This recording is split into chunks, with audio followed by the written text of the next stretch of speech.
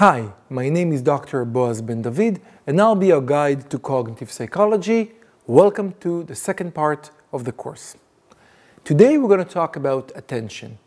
Now I could start by using the obvious puns like pay attention to this course or attention, but this is beneath us by now after one semester. So let's start by asking the big question. What is attention?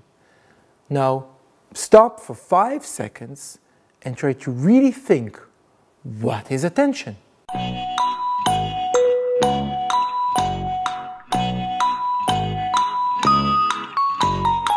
Not so easy after all.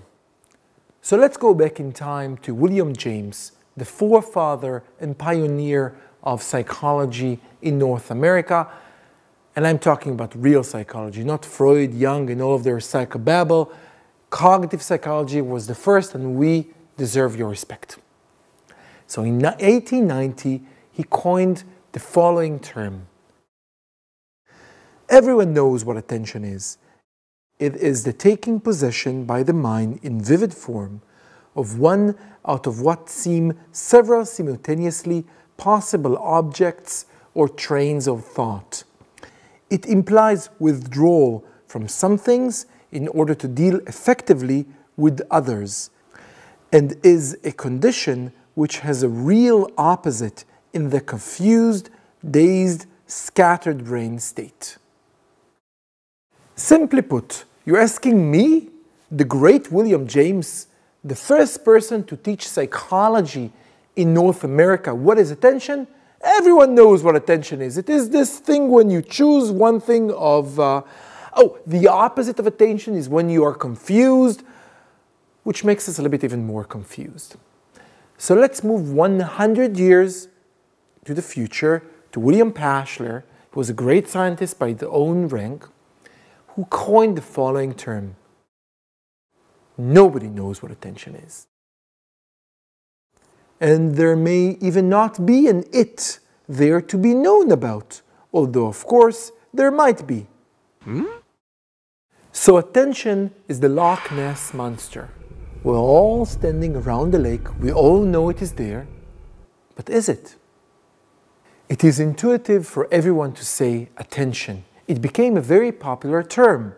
Please pay attention to me. You're not paying attention. My mind is distracted. I can't pay attention. I have attention problems. But what do we really mean when we say attention? Because there are various types of attention. We can talk about divided attention, about focused attention, about space-based attention, about object-based attention. We can talk about top-down attention, about bottom-up attention, about attention that I can control, attention that I can't control. There are just so many types of attention. But are they all the same one? Why is attention important? We need attention to effectively deal with huge amounts of sensory information, but we have physiological limitation in our ability to process it. How is attention efficient? It allows us to give priority to the unexpected, to the new, to the important, and it allows efficient filtering and exploration of the information. Okay. But we need something to work on together. So let's start with a working definition of attention. Attention by Neisser is the allocation of resources and processing to a region, an object, a dimension, and so forth.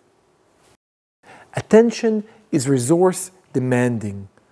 Our resources are limited, therefore attention is very useful. But we can't attend to everything. A pre-attentive process is a mental activity that organizes the perceptual field before attention arrives at the scene.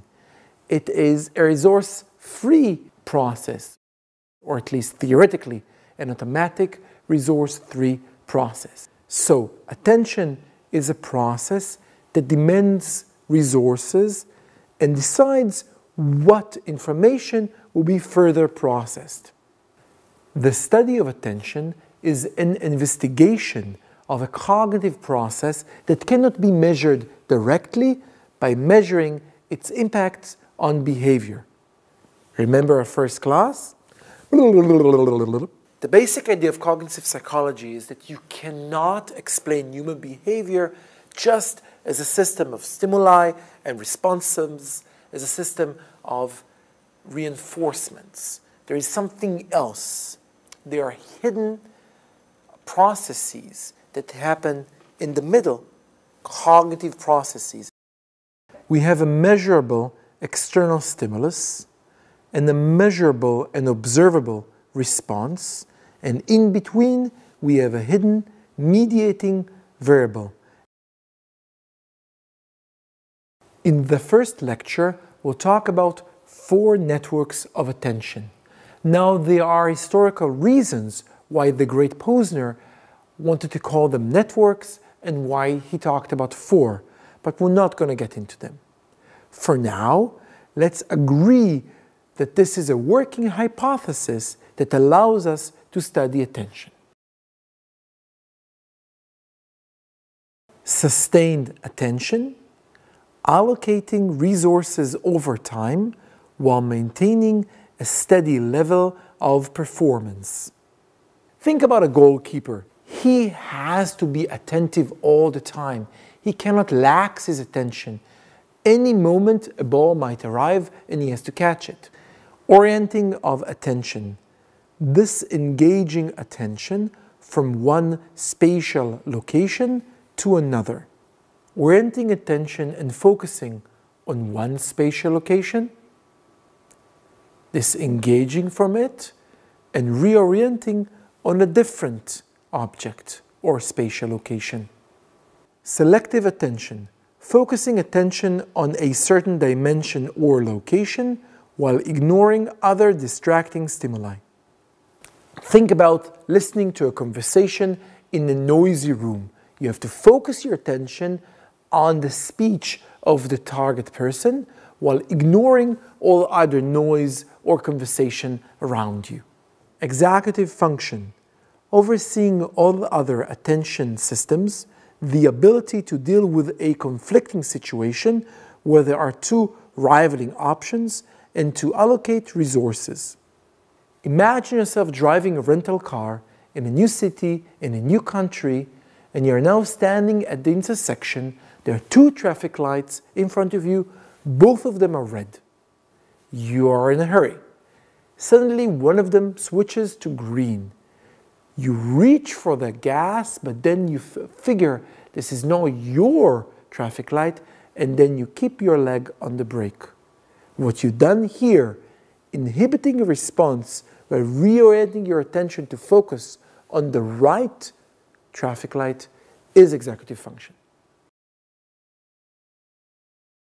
So what did we do today? We started by figuring out that no one, not even the greatest researchers in the past 100 years, knows what attention is. Then we gave a working definition to allow us to talk about attention. We asked what are the important questions that we can ask when we investigate attention, and then we defined 4 attentional networks: sustained attention, orienting of attention, selective attention, and executive function. Confused? Great. It is confusing. In class we'll get things in order, but to be frank, I'm investigating attention since 2000, and I still don't have clear answers. What I get is new questions, different questions, interesting questions that allow me to figure out more and more what attention is, or is there an it to investigate. See you in class. Epilogue: The Hunting of the Snark by Lewis Carroll. "Just the place for a snark," the bellman cried as he landed his crew with care, supporting each man on the top of the tide by a finger entwined in his hair. "Just the place for a snark, I have said it twice, that alone should encourage the crew. Just the place for a snark, I have said it thrice. What I tell you 3 times is true." Unfortunately, in science, we say 3 times, this is attention, and you have to agree that this is the tension. I hope that you, when you graduate and go to grad school and take your PhD, you'll be able to figure out what attention really is.